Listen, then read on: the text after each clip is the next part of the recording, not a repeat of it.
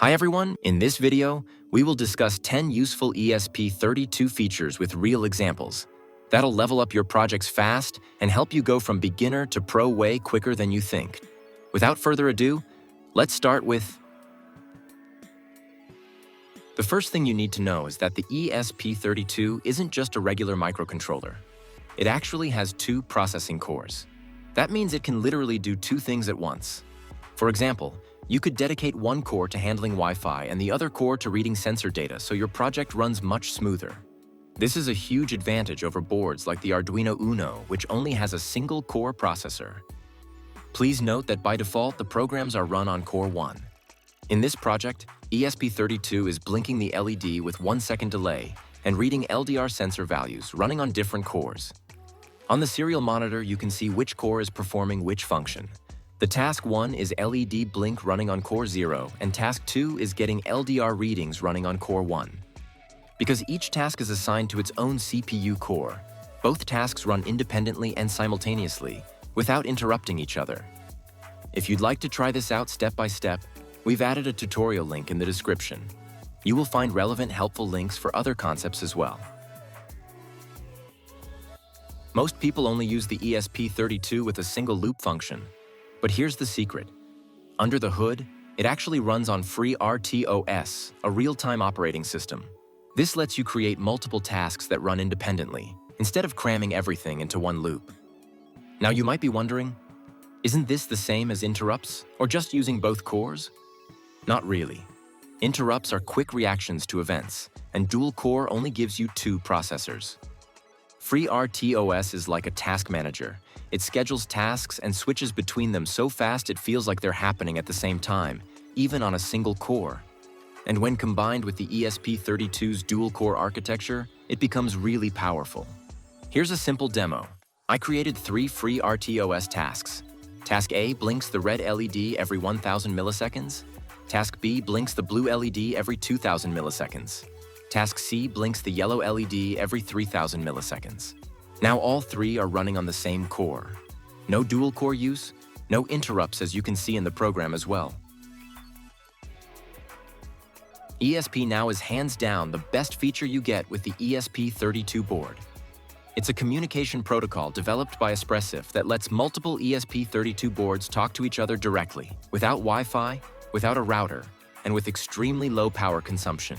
Here's a simple demo using just 2 ESP32 boards. The first ESP32 reads analog values from a connected potentiometer and sends them to the second ESP32 using the ESP-NOW protocol. The second ESP32 receives the data and adjusts the LED brightness based on the received value. There's no Wi-Fi connection here, no router, no pairing process, just instant device-to-device communication. And the power consumption stays incredibly low because the radios only wake up for a fraction of a second to send each packet.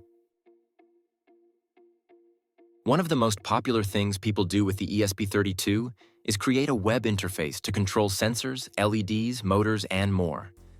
But the basic web server that most tutorials use is blocking. Meaning, if your ESP32 is busy sending a web page, it can't handle anything else. That's where the Async Webserver comes in. The Async server handles all requests in the background without stopping your main code. And when you combine it with WebSockets, you can update sensors, graphs, and controls on your web page in real time without reloading the page.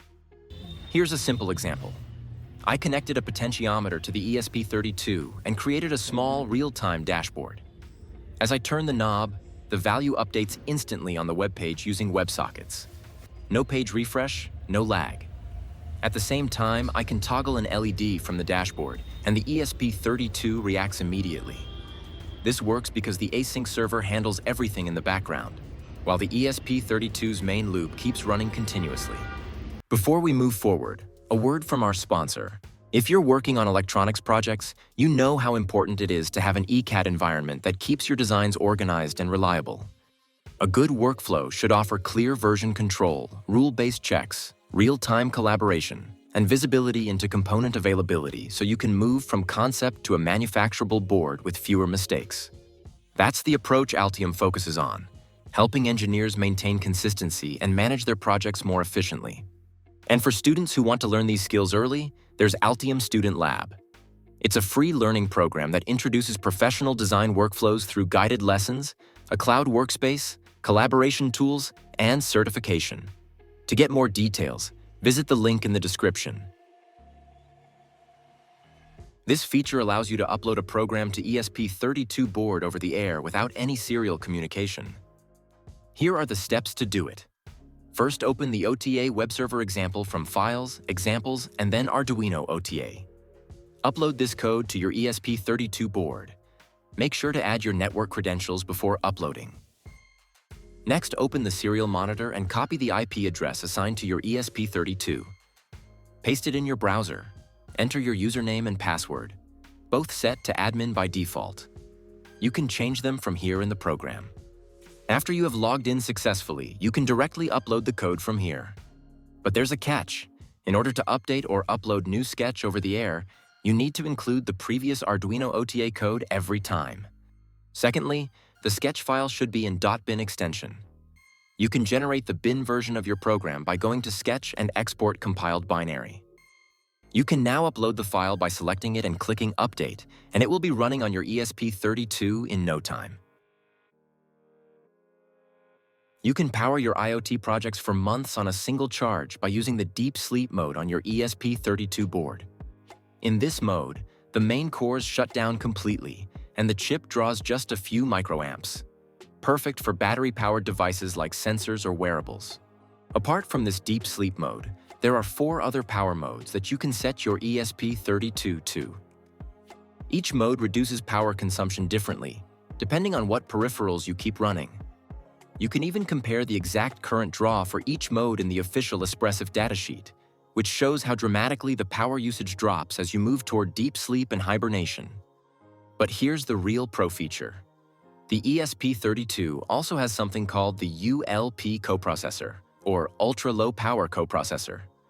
It's a tiny processor that stays awake even during deep sleep to handle simple tasks like reading a sensor or checking a pin state. So your main chip can sleep for hours, while the ULP quietly monitors your environment. Here's a simple demo.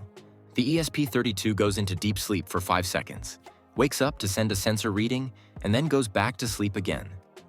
This cycle helps you run a project for weeks or even months on a single battery. Most microcontrollers can only output PWM signals, rapid on-off pulses that simulate analog by switching really fast. But PWM is not real analog. It always needs RC filters, smoothing circuits, and even then you still get ripple. The ESP32 is different. It has 2 built-in DAC channels on GPIO 25 and 26 that generate true analog voltages from 0 to 3.3 volts. This means you can produce clean voltage levels, waveforms, or reference signals without any external components, something you simply can't do on an Arduino Uno or Nano. In this first program, I am generating a fixed voltage between 0 and 5 volts using the PWM technique on Arduino Uno. On the oscilloscope, you're seeing the output of this PWM signal. You can clearly see the pulses and switching noise on the oscilloscope. This is the fake DAC. So there is no fixed voltage generated by the board. Now look at the ESP32's DAC signal at the bottom. I am doing the exact same thing here, but using the built-in DAC. No pulses, no flicker. Just clean analog output straight from the pin. This alone makes the ESP32 incredibly useful for audio experiments, analog control circuits, and anything where you need a real voltage instead of PWM pulses. The ESP32 supports both Wi-Fi and Bluetooth, including classic Bluetooth and Bluetooth Low Energy. But what makes it truly impressive is that it can actually run both of them at the same time. This is called Coexistence. It means your ESP32 can send data to the cloud using Wi-Fi, while simultaneously communicating with nearby devices over BLE. That's something you don't get in most microcontrollers. This combination makes it ideal for projects like smart home hubs, health monitoring devices, or industrial sensors, where you might collect data from multiple BLE devices and then send it over Wi-Fi to a server or dashboard. Here's the simplest example you can actually build. The ESP32 connects to my Wi-Fi network and prints the IP address on the serial monitor. And at the same time, it's broadcasting a Bluetooth Low Energy device name in the background. If I open a BLE scanner app on my phone, you'll see the ESP32 appear instantly, even though it's already connected to Wi-Fi. That's coexistence in action, both radios running together smoothly. When you start building real IoT projects, the most important thing isn't blinking LEDs or reading sensors, it's security. The moment your project connects to the internet, security becomes the real challenge. Now let me show you how the ESP32 helps solve this problem using this example. First, the ESP32 connects to Wi-Fi, but before it sends or receives any data, it does something very important. It checks who it's talking to. The ESP has a trusted security certificate stored inside it, which we add in the code. Think of this certificate like a list of trusted authorities, similar to what your web browser uses. When the ESP32 contacts the server presents its digital ID. The ESP32 verifies that ID using the certificate it already trusts. If the identity doesn't match, the connection is immediately rejected. Once the server is verified, the ESP32 performs a TLS handshake. This is a secure negotiation where both sides agree on encryption rules and generate secret keys. From this moment onward, all communication is encrypted. Even if someone intercepts the data, they'll only see meaningless, scrambled information. Only after this secure channel is established, the ESP32 sends the actual HTTP request. Now here's where the serial monitor output becomes really interesting. When you see this message, that's not just a success message. It means the certificate check passed. The TLS handshake succeeded. A secure, encrypted channel was fully established. And this final line saying "probably okay" is the server's verdict, confirming that the ESP32's connection is secure enough for normal internet use. Now here's why this matters for real IoT projects. If you're sending sensor data, controlling relays, or managing home automation devices, insecure communication is dangerous. Without encryption, attackers could read your data, inject fake commands, or even take control of your device. One of the most underrated features of the ESP32 is its support for DMA, that is, direct memory access. Normally, when you send data to a display, a speaker, a camera, or even fast sensors, the CPU gets heavily involved and your project starts lagging. But with DMA, the ESP32 can transfer huge amounts of data directly between memory and peripherals without using the main CPU at all.